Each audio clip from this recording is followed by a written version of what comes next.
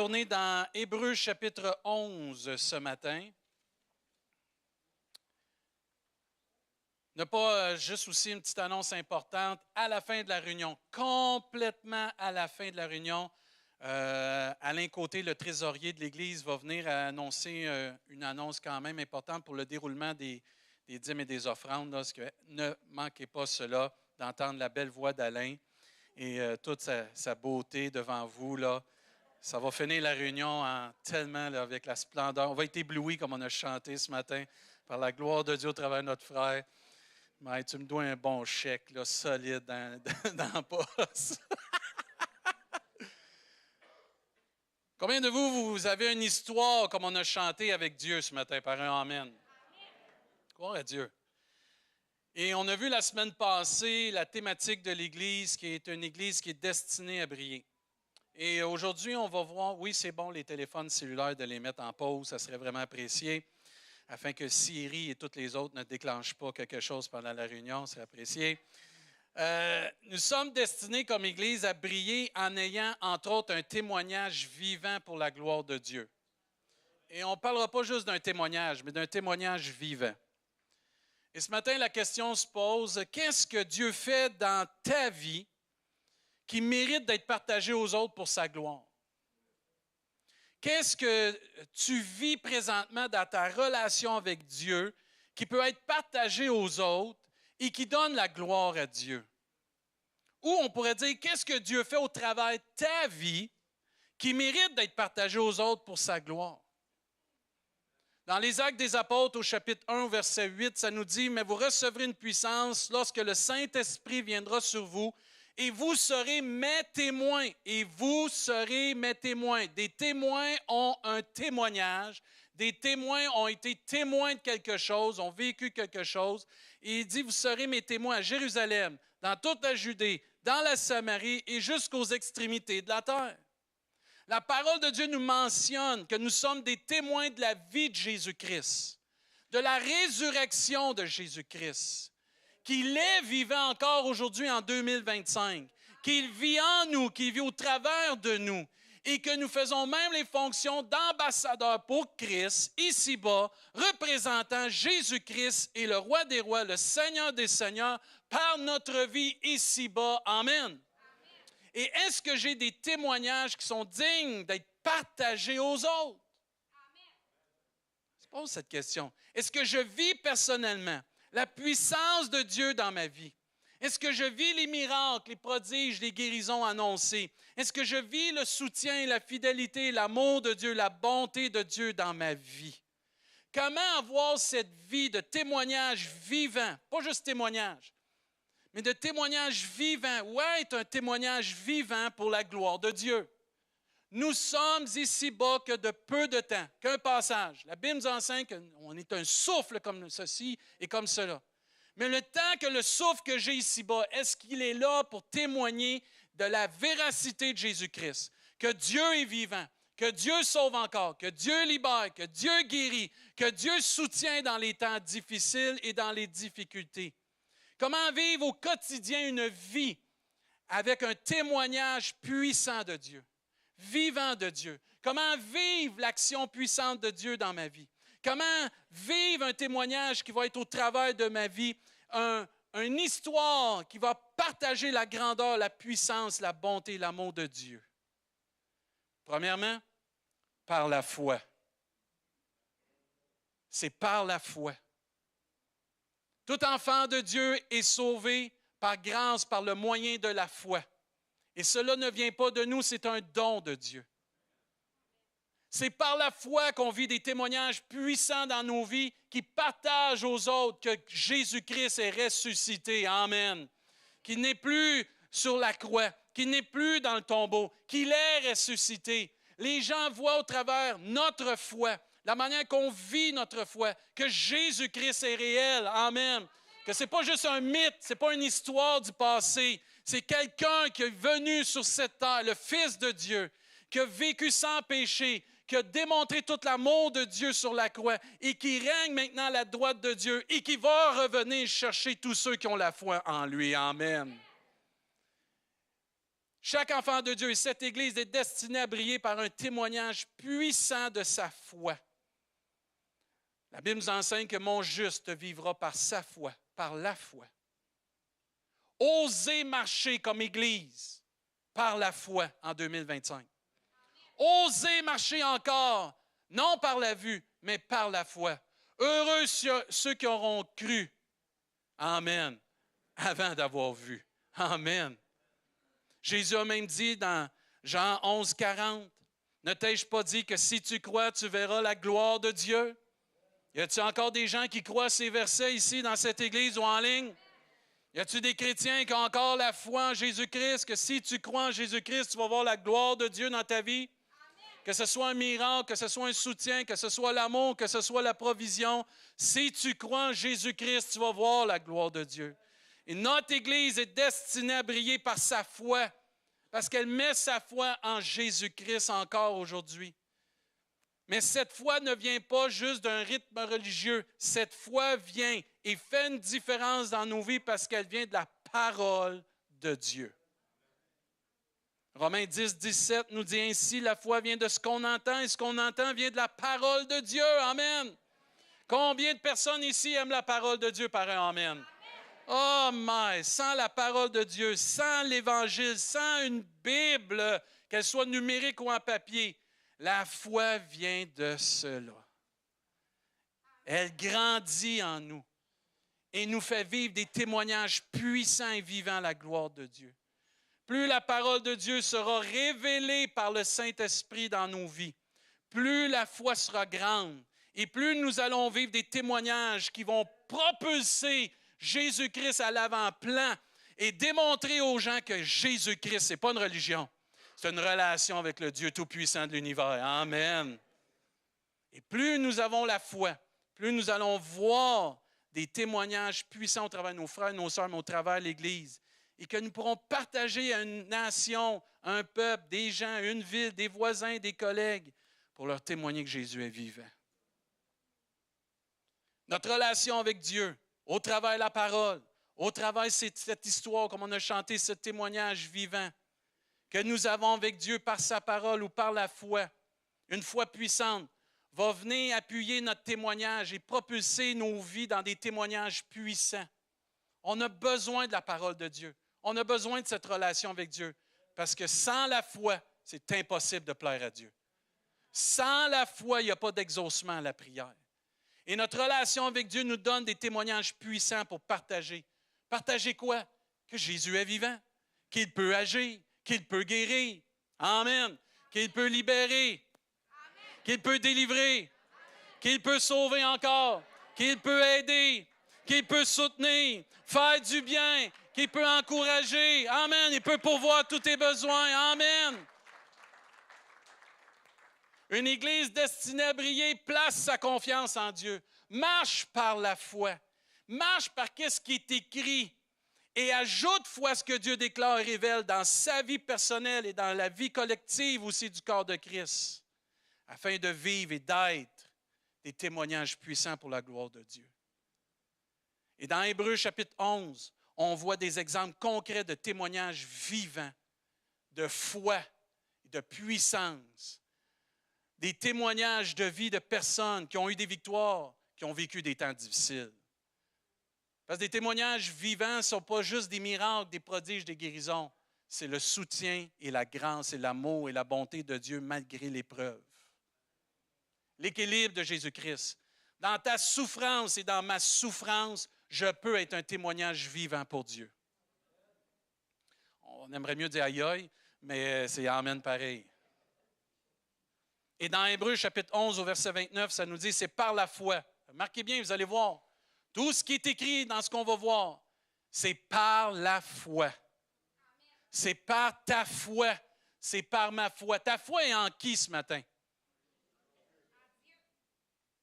On a écouté quelque chose dernièrement, puis il y avait un humoriste qui donnait, c'était quoi la différence entre un athée et quelqu'un qui avait la foi? Oh, mais c'était bon. C'était vraiment bon. Il aurait pu prêcher ça dans une église, ça aurait été tellement bon. Il dit, d'être athée, c'est plus difficile que de croire en Dieu.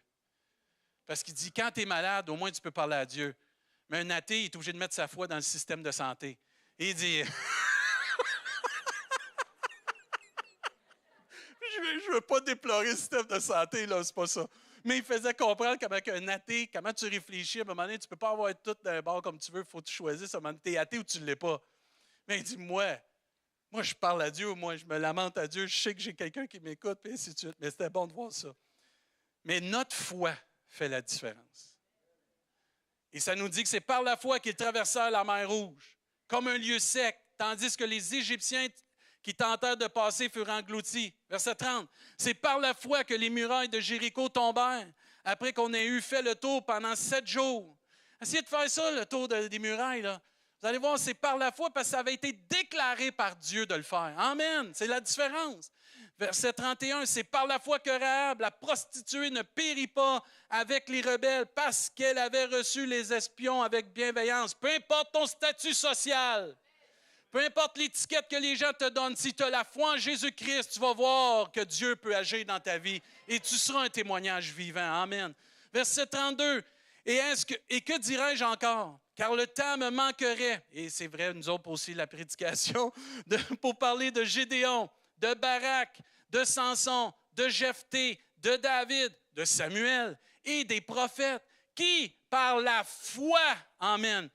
Regardez bien comment Dieu peut agir dans la foi, dans nos vies, vainquir des royaumes, exercèrent la justice, obtinrent des promesses, fermèrent la gueule des lions, éteignirent la puissance du feu, échappèrent aux tranchants de l'épée, guérirent de leur maladie, furent vaillants à la guerre, mirent en fuite des armées étrangères. Des femmes recouvrèrent leur mort par la résurrection. Amen. D'autres furent livrés au tourment. C'est quoi cette affaire-là? Qu'est-ce que ça fait là dans la Bible, ça? Tu étais bien parti, pasteur. Même l'auteur, c'était très bien. Mais qu'est-ce qui arrive là? D'autres furent livrés au tourment et n'acceptèrent point de délivrance afin d'obtenir une meilleure résurrection.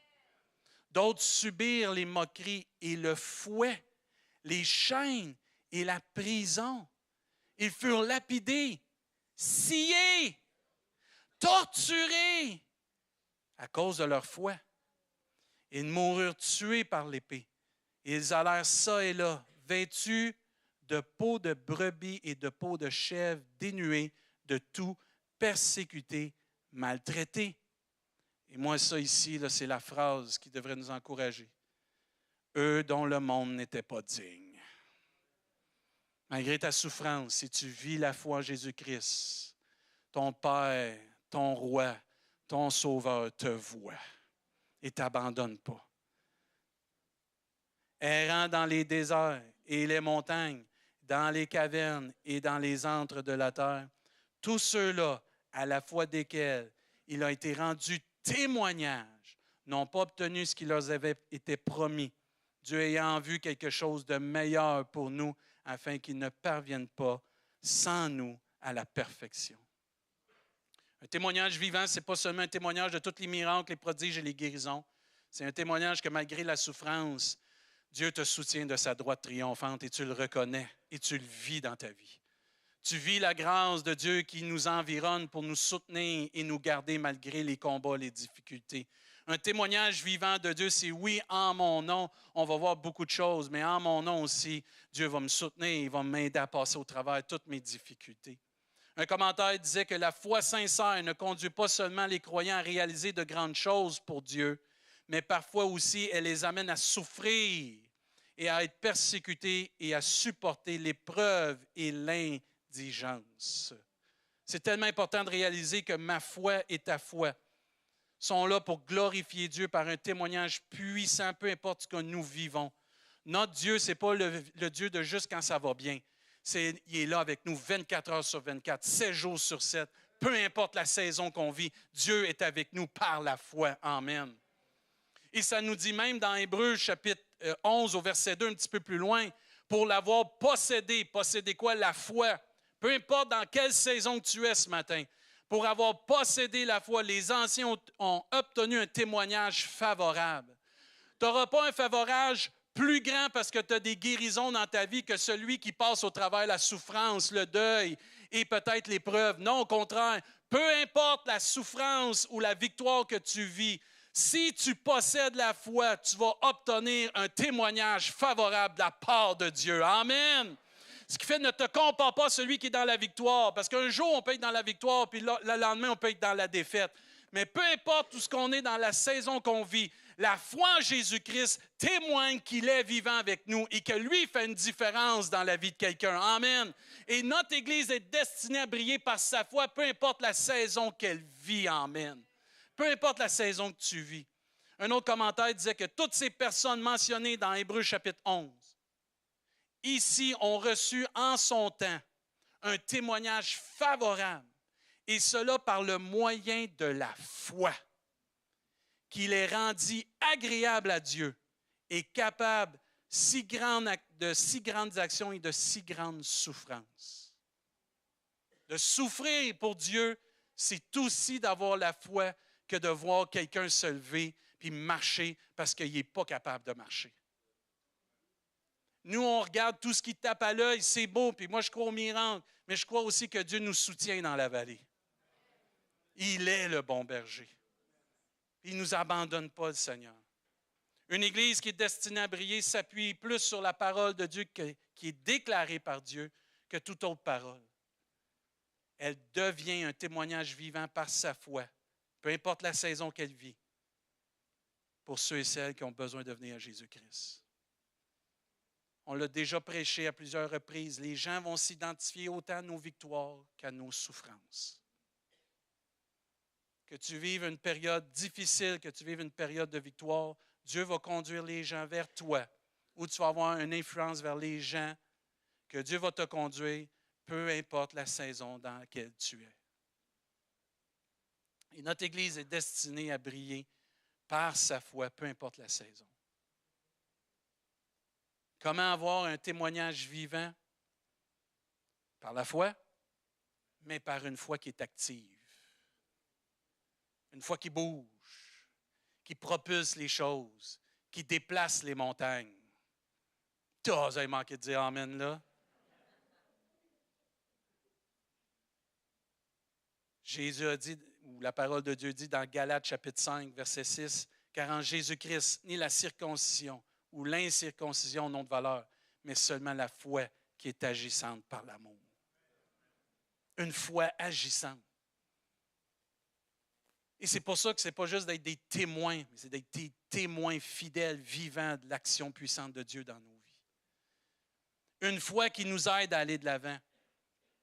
On devient un témoignage vivant ou on vit des témoignages vivants, entre autres parce que notre foi est active, notre foi passe à l'action, notre foi est agissante par l'amour de Dieu. Parce que cette Église est destinée à briller. Parce qu'elle bouge, elle avance, elle fonce sur la déclaration de Dieu, amen, sur les promesses de Dieu, sur ce que Dieu révèle pour son peuple. Elle fonce par conviction car Dieu a parlé. Amen. Si Dieu dit quelque chose, il faut avancer. Car Dieu sera à nos côtés comme Église et viendra appuyer, soutenir les décisions d'aller pour sa gloire. Amen. Et plus on va décider d'aller pour la gloire de Dieu, individuellement, collectivement, on va voir la gloire de Dieu nous soutenir. On va voir la main de Dieu sur nos vies. Parce qu'une Église qui est destinée à briller avance par sa foi et avec assurance, parce qu'elle connaît son Dieu. Elle connaît le caractère de son Dieu. Elle connaît ce que Dieu peut faire. L'impossible. L'impossible. Au-delà même de ce qu'on peut même penser ou même demander à Dieu. Une Église destinée à briller avance par sa foi et s'en remet totalement à la fidélité de Dieu. Hébreux 12, verset 1. On vient de lire le chapitre 11. Il parle des témoins de la foi. D'autres vont dire que c'est les héros de la foi. Mais il ne termine pas cela avec juste la souffrance, la torture. Il continue en disant, nous donc aussi.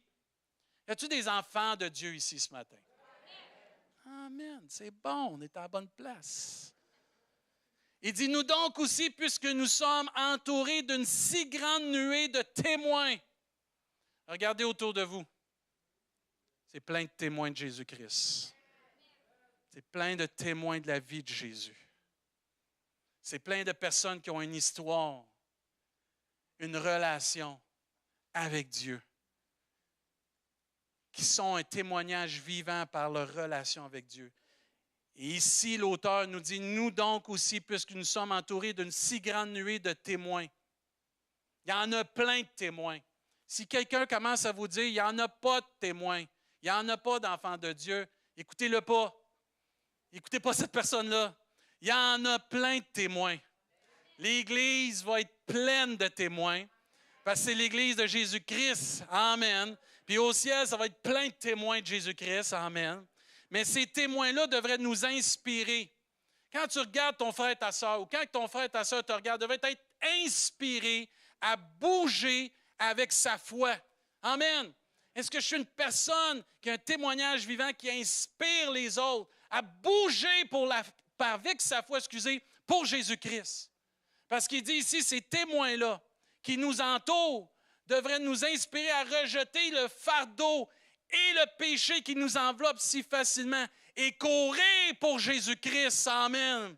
Et persévérer dans l'épreuve qui nous est proposée. Amen. Le but d'être une Église qui est destinée à briller, c'est d'inspirer les autres à vivre la même lumière, la même relation, le même amour, la même puissance que nous avons en Jésus-Christ. Amen. Et Dieu cherche des personnes qui veulent une relation vivante avec lui. Pas du dimanche seulement, pas du coin de la table seulement, passionnés de Jésus-Christ, passionnés de l'Évangile, passionnés pour les âmes, passionnés pour l'amour de Dieu, passionnés de voir la gloire de Dieu descendre à Rimouski. Amen! À Trois-Pistoles et dans la région, afin que les gens viennent connaître l'amour de Dieu en Jésus-Christ. Amen! C'est nous les témoins de Jésus-Christ. C'est pas le voisin, c'est nous, là. Il y a une responsabilité individuelle et collective.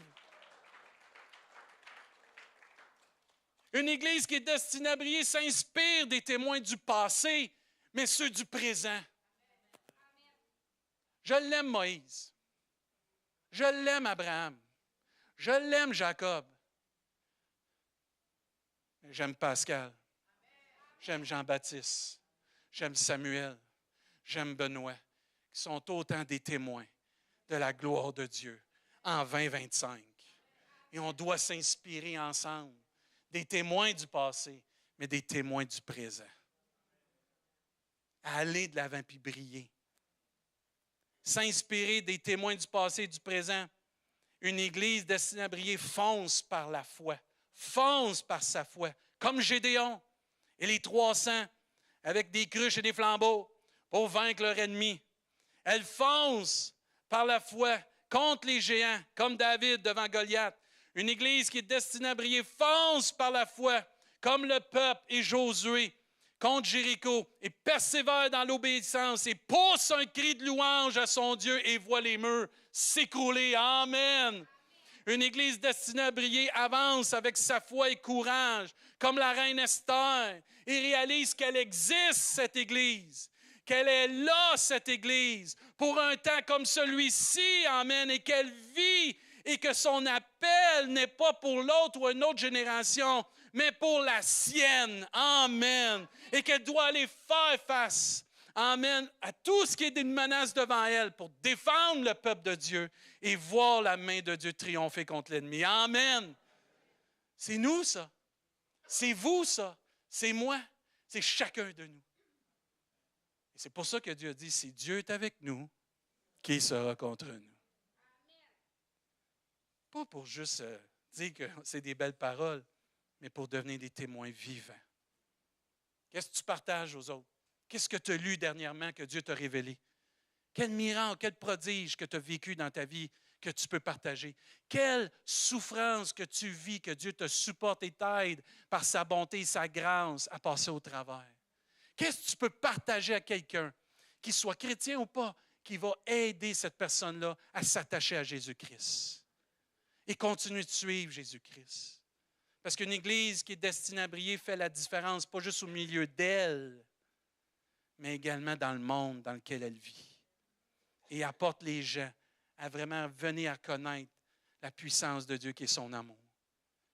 Une Église qui est destinée à briller se démarque par sa foi. Amen. Amen. Vous savez, à un moment donné, Jésus a dit, « J'ai jamais vu une aussi grande foi. » Est-ce que Dieu peut partager cela de notre Église? J'ai jamais vu une aussi grande foi qu'à l'Église Connexion. Ça dépend de nous. Ça dépend à qui nous mettons notre foi. Ça dépend si on lit notre Bible, puis on s'attache à la révélation de Jésus-Christ. On va se démarquer par notre foi, par notre vie, par nos actions, par nos œuvres, par l'amour de Dieu, par notre espoir. Si on vit dans une saison comme on vit, il n'y a pas d'espoir souvent. Mais l'enfant de Dieu, il y a un espoir qui est en Jésus-Christ. On va se démarquer par notre relation qui est vraie et authentique avec Dieu, que ce n'est pas une religion, qu'on ne suit pas un homme, qu'on ne suit pas une église, on suit Jésus-Christ. On va à l'église. On est avec nos frères et nos sœurs, mais on suit Jésus-Christ. On va se démarquer par les bénédictions que Dieu nous donne et on va se démarquer par le soutien et la grâce que Dieu nous donne. Une église qui est destinée à briller attire et donne le goût aux autres, autour d'elle, d'être curieux et curieuse. Tu as quelque chose que je n'ai pas. Tu ne parles pas de la même façon que les autres. Tu vis des difficultés puis tu souris quand même. Tu parles toujours de qu'est-ce que ton Dieu fait ou tu parles toujours de comment tu veux aider les autres. Tu n'es pas centré sur toi, tu es centré sur les autres. Tu entends une mauvaise nouvelle, tu dis, ah, Dieu va agir en son temps, je vais prier.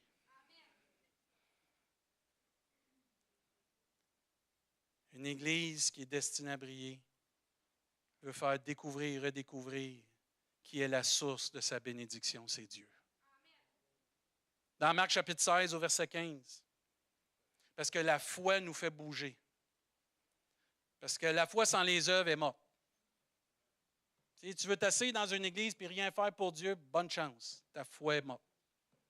Parce que la foi véridique, authentique, peu de Dieu, pousse l'enfant de Dieu à agir. À cause de l'amour sur la croix et l'amour de Dieu dans nos vies. Et ici, Jésus va donner à ses disciples, dans Marc 16, 15, puis il leur dit, « Allez par tout le monde et prêchez la bonne nouvelle à toute la création. Et celui qui croira et qui sera baptisé sera sauvé, mais celui qui ne croira pas sera condamné. Voici les miracles qui accompagneront ceux qui auront cru. » Y a-t-il des gens qui croient en Jésus-Christ ce matin? Ah, mais vous avez manqué de mettre votre temple là. Y a-t-il des gens qui croient en Jésus-Christ ce matin? Amen. Il mérite la gloire. Il mérite toute la gloire du Seigneur. Amen.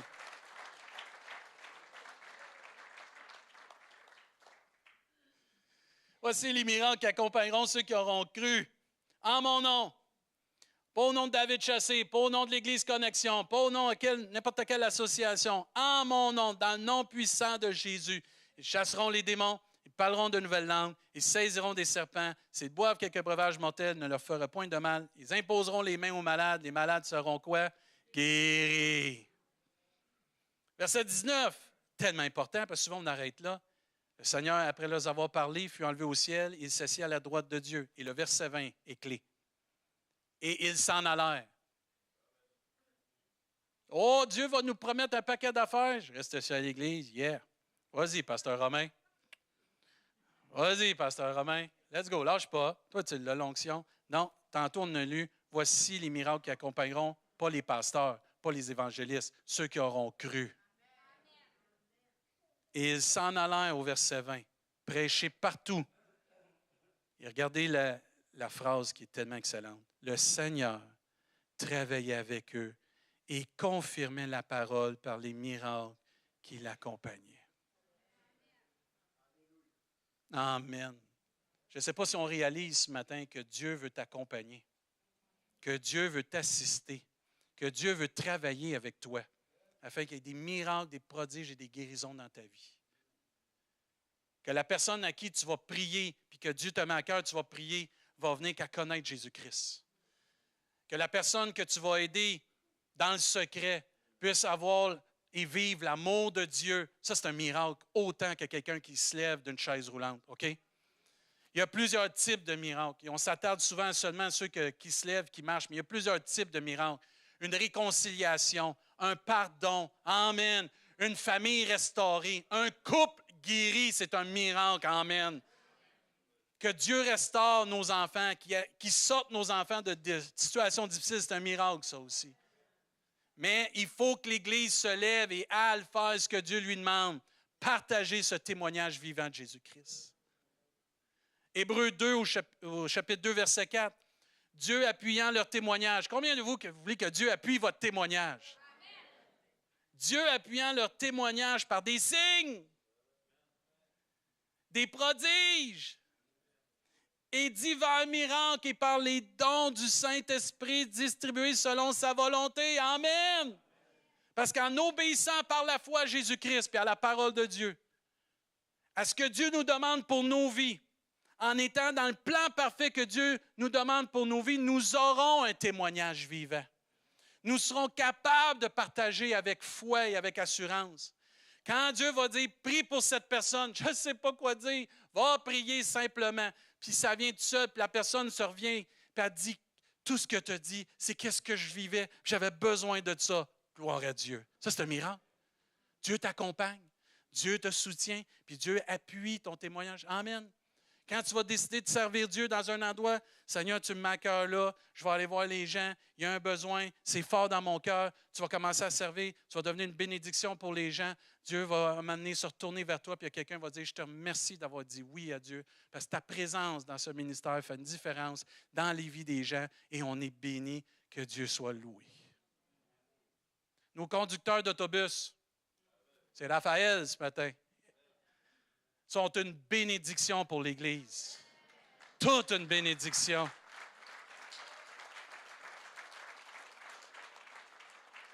Ils sacrifient, ils arrivent tôt, ils s'en vont chercher les gens, ils reviennent, sont bénissants. Ils ont décidé que ça, c'est leur appel, c'est leur ministère, puis ils le font de tout cœur. Autant que Jean-Baptiste, que Nancy ou Pascal. Si on n'a pas Raphaël et tous nos conducteurs, il y a plusieurs personnes qui ne sont pas ici ce matin. Mais Dieu appuie son témoignage vivant qu'il aime Jésus-Christ en conduisant un autobus pour la gloire de Dieu. Amen. Ça, c'est grand, ça, pareil. Hein? Des fois, on dit, moi, je vais aller prêcher. Ouais, tu veux une cible sur ta vie, viens en avant.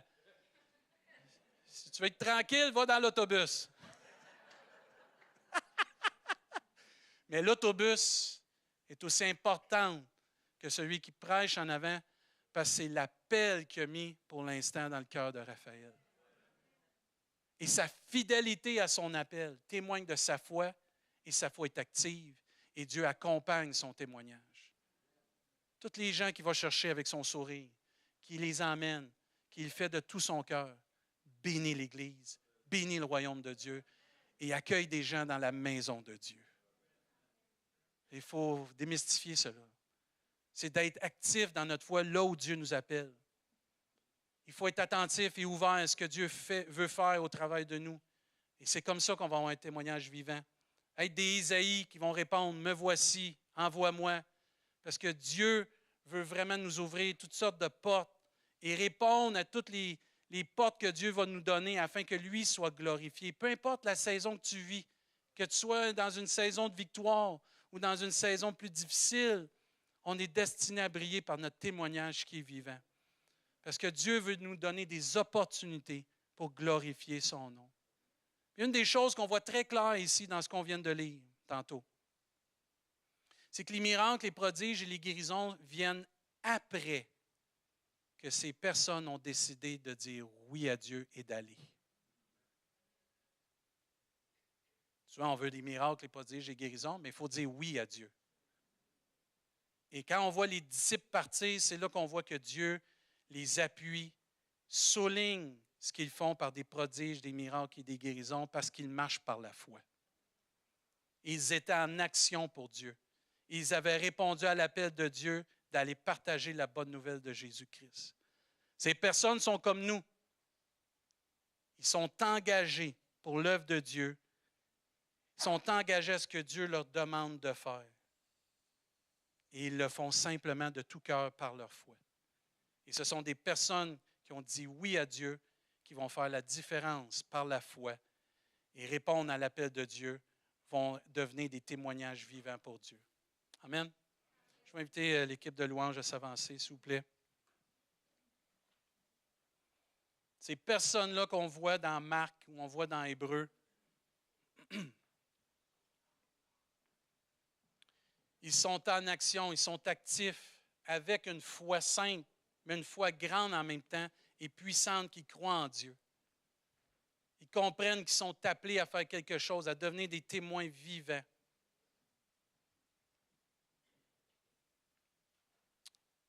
Des témoins pour la gloire de Dieu. Parce que Dieu a appuyé leur témoignage. Combien d'entre nous, vous voulez que Dieu appuie votre témoignage? Que quand tu ouvres la bouche, qu'il y a des paroles de vie qui transpercent les gens de la bonne façon, par l'amour, la véracité avec amour, pas la véracité pour détruire, parce que la lettre tue, mais l'esprit vivifie, là. Mais que ce soit des paroles ou des gestes que Dieu va appuyer et qui va rendre gloire. Les plus vieux chrétiens, je suis content de vos vieilles histoires. Mon beau-père, il en a des vieilles histoires. Je les connais presque toutes par cœur. Mais ce que j'admire de mon beau-père, c'est qu'il en a des nouvelles avec son Dieu. Parce qu'à tous les fois, je vais le voir. Il me conte une prédication qu'il a entendue, un nouveau groupe en Afrique qu'il a trouvé, qui écoute, que je ne connais pas. Il parle de comment Dieu s'est révélé dans son temps personnel, puis on partage l'Évangile ensemble. Je suis content de ces anciennes histoires, mais Mike, que je suis content de ces nouvelles histoires. Mais ces nouvelles histoires, c'est parce que sa relation avec Dieu est vivante. Elle n'est pas basée sur le passé. Elle est basée sur son présent dans sa saison qu'il vit maintenant avec son Dieu. Et ça me fortifie. Et nos plus vieux chrétiens, là, allez chercher vos nouvelles histoires. Allez chercher vos nouvelles aventures, miracles, prodiges avec Dieu par la foi. Nos plus jeunes chrétiens, continuez d'avoir plein de nouvelles affaires. Vous êtes comme des nouveaux là, qui sortent, des petits veaux qui sortent de l'étable. Là. Vous êtes tout partout, vous sautez. Dieu vous bénit tout partout, c'est tellement le fun. Puis là, les plus vieux chrétiens, allez pas leur dire, là, ça va arrêter un moment donné. Dites pas ça, là. Laissez-les sur leur trip, là. C'est bon, laissez-les aller. C'est très bon, il faut qu'ils restent en vie avec ça. Mais chacun de nous, comme on a chanté ce matin, c'est d'aller chercher une autre histoire avec Dieu. Une troisième, une quatrième, une cinquième. Parce que Jésus demeure le même hier, aujourd'hui et éternellement. La Bible nous enseigne que si on s'approche de Dieu, il va s'approcher de nous. Que si on tient cette relation authentique et vraie, dans la simplicité, dans la foi, et qu'on bouge sur la foi et la déclaration, la révélation de Dieu dans nos vies, on va devenir des témoignages vivants. On va briller. Parce que le désir de Dieu, c'est de nous appuyer. Le désir de Dieu, c'est d'être à nos côtés et d'accomplir au travers de nous son œuvre et d'attirer les âmes à Jésus-Christ, son Fils. Dieu veut travailler avec nous. Dieu veut travailler avec nous. Dieu veut travailler avec nous. Il veut confirmer sa parole au travers de nous. Dieu veut montrer à une génération qu'il est vivant par des miracles, des prodiges, des guérisons, mais par un soutien, par un amour, par une grâce, par une paix qui se vit dans une relation avec lui, malgré la saison. On va se lever ensemble, s'il vous plaît. Ce matin, je veux faire un appel collectif comme Église.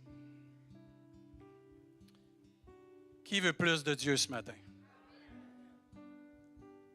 Qui veut plus de Dieu dans sa vie ce matin? pour faire une différence autour de lui et d'être un témoin vivant qui est appuyé par Dieu, qui est assisté par Dieu pour être un témoin vivant de la gloire de Dieu. Et si c'est votre désir, pendant que l'équipe de louange va chanter, on va tous s'avancer. Puis on va prendre un temps avec Dieu. Puis ensuite, on va faire un mot de prière, puis on va laisser la place à Alain pour venir partager. Mais si vous avez à cœur d'être un témoin vivant pour Dieu, juste vous avancer par la foi. Répondez à l'appel de Dieu pour votre vie. Et Père, je ne sais pas nécessairement tout partout ce que tu me veux, mais je te dis oui quand même, puis tu vas me guider. Je fais juste te dire oui par la foi, sachant que toi, tu vas me diriger. Père, je veux faire une différence, je veux briller, on est destiné à ça comme Église. Mais je ne veux pas juste être un témoin, je veux être un témoin vivant, un témoin puissant, parce que tu agis au travers de ceux qui croient. Amen. Ayons la foi. Prenons un temps pour prier. Si vous avez à cœur de chanter avec l'équipe, chantez. Mais on va prendre un temps ensemble. Puis que Dieu soit glorifié. Amen. À vous.